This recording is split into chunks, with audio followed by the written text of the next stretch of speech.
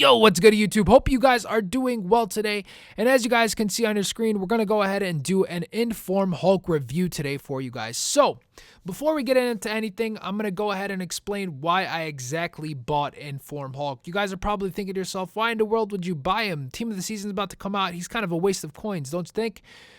In any case, usually when informs get a position change, I want to try them out. I don't know what it is. I just feel like in a different position, sometimes they fit better than their original position. For example, Hazard, if he got a inform as a cam like he did last year, I just feel like he would be amazing to use on Ultimate Team as a cam. But unfortunately, he's still a left wing for us on Ultimate Team, even though he got an inform. He never got the position change.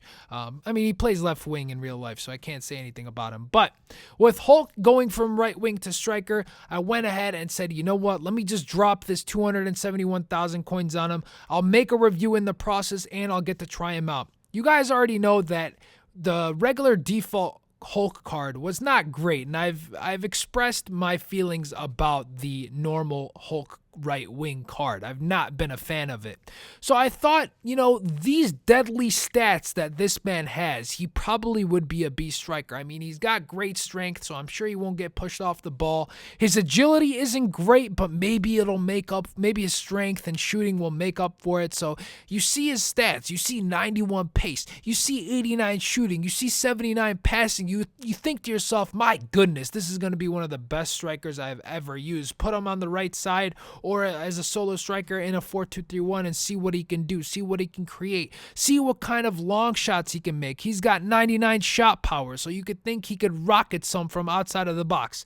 Let me tell you guys straight away before we get into anything, this is by far one of the worst cards I have ever bought on any Ultimate Team. Now, I don't know what to say to you guys. I mean, I don't rage at FIFA, and playing with this man made me rage. That's how terrible he is. I don't know why. I can't explain it. Maybe because of the mechanic changes in FIFA 13, there's certain stats that he doesn't have which make him terrible, but he was atrocious. I can't even get a shot off with the man because of how terrible his dribbling was.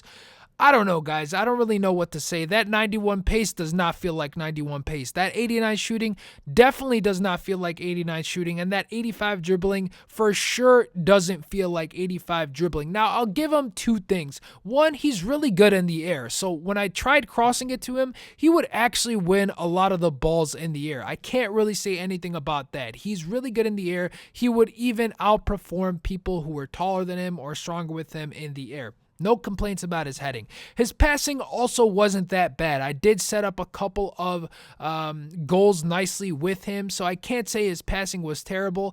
But those three stats, his pace, his shooting, and his dribbling just were not on par with that card. I was so disappointed. I had high hopes that Hulk would once again be a good player to use on Ultimate Team, and boy was I disappointed. I used him last year on FIFA 12. And it was quite fun using him, but he's just not a player you can use on FIFA 13. I'm not sure why. I actually haven't even seen him on many teams this year as much as I did as last year. So let me know if you guys have actually tried Inform Hulk. If you haven't, hopefully this video makes you save your coins and not pick them up. But we'll go over everything like we usually do, compare his card, and then we'll go ahead and go through some clips. And once again, we'll give a summary at the end of this video. And as you guys can see, just a little bit off topic, you guys can probably notice who we're going to do, who we're going to review next from the Team of the Season. But that's going to be a different video on a different day. So let's go ahead and start comparing his stats and then go into some in-game stats. Alright guys, so let's go ahead and take a look at some of his in-game stats, and right away we're going to go ahead and look at his work rates. He's got a high medium work rate, and that's actually really good for a striker. No complaints about his work rates. He was always good as far as his positioning goes.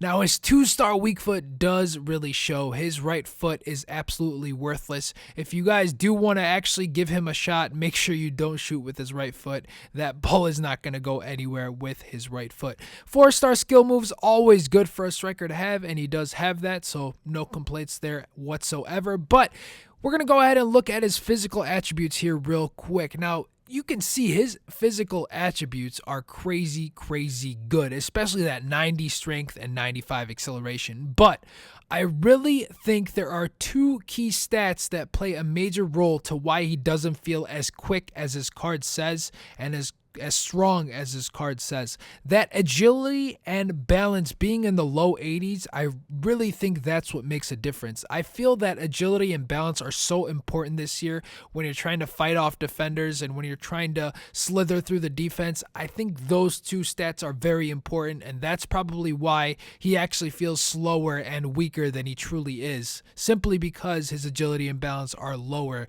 than his other stats. So that's my theory. Let me know if that's correct or if it's just me thinking these things that are wrong. But in my opinion, I think that's what makes him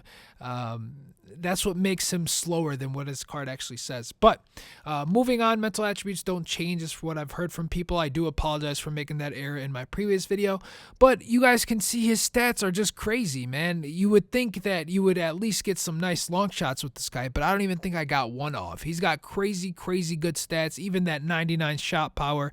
His passing is great, no complaints whatsoever. His heading accuracy, I think, is actually better than 69. I think it's actually a little bit above that. He was able to win a lot of headers, as I mentioned before, so he does have some nice in-game stats. In fact, he's got great in-game stats, but unfortunately he does not perform to those stats. So let's go ahead and compare it to his non-inform card real quick, and then we're going to go ahead and get into some clips, and I'll talk about him a little bit more.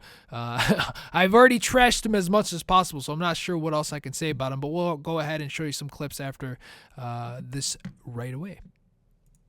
Now, as we compare both of his cards, there are no drastic changes that really scream out to buy the inform card. There's nothing that really says, hey, spend the extra 245,000 coins and buy the inform card. Really, the only big change is his position change. I think that's the reason I would even imagine why he goes for the price that he goes for, because he's really, other than that, doesn't bring as much to the table as I was hoping to expect from him. But also, you guys can see his agility and balance did go from the 70s to the 80s, which I thought would fix the problem of him being lackluster on the pitch on Ultimate Team. Unfortunately, it didn't really do so. Again, this might just be me. You guys might have a different opinion or have different results with him, but I just was not enjoying using him whatsoever. I will say his passing did feel a little bit better than his non-inform card, and his shot felt relatively the same. You couldn't really tell the difference. I could barely get shots off it as it is, to be honest with you guys. Really couldn't tell the big difference. Now, is it worth the price difference for 250,000 compared to a couple of thousand for his non-inform? If you're wanting to play him as a striker, I guess so. If not, don't do it. Save your coins. There's plenty of other Russian League strikers I'm sure that you can use. Even Wellington, I think, is better than Hulk on Ultimate Team, unfortunately. Now, on head-to-head, by all means, Hulk is a monster. I love using Hulk when I'm using Brazil in a 4-2-3 on head-to-head, but on Ultimate Team, he just does not perform well. But in any case, let's go ahead and look at as many clips I actually have, and we'll talk about them a little bit more. So let's go ahead. So throughout these clips, guys, you guys are going to see a number of things. You guys are going to see some penalties. You're going to see him trying to win some headers over defenders. But I try to show what he really did the best for me, and what he really did the best for me was set up other players on my team. He is a good passer, I'll give him that. Despite all the negative things I did say about him throughout this video and throughout this review, I will say that he did have some nice passing skills. He does have some nice vision. I was able to set up a lot of my players, which I've already said. Here's a couple of things you guys just saw him take before this penalty, a shot with his weak foot, and you guys saw it had no power on it. His weak foot is absolutely useless.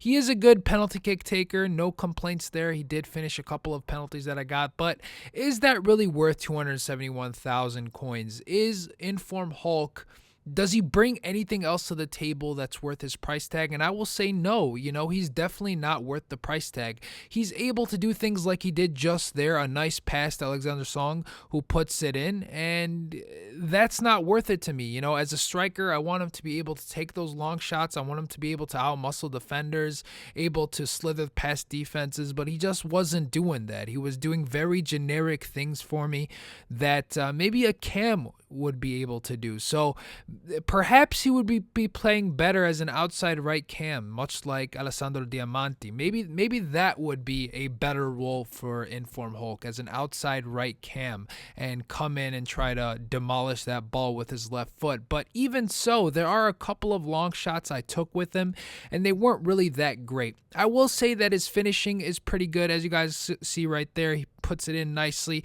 and his positioning is very good as well because of his work rates. He has a high medium work rate, as mentioned, so he's always in position to feed him that ball, and he makes great runs. Another great pass right to Etos. As you guys can see, he's a tremendous passer. He can set people up, but other than that, there's nothing but bad things I can say about him. He's very, very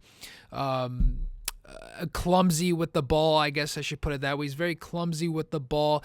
He can't really dribble as well as his card says, and he's definitely not 90-some pace.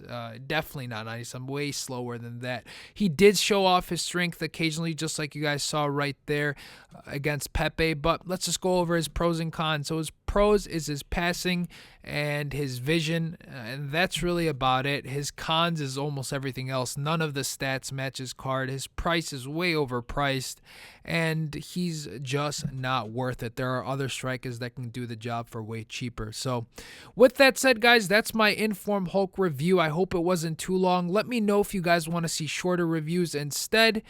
And if you guys did enjoy this review, please give it a thumbs up. And if you guys want to see FIFA content on a regular basis, hopefully on a daily basis again pretty soon here, go ahead and subscribe to the channel. I mean, what else you gonna do? We'll catch you guys all tomorrow.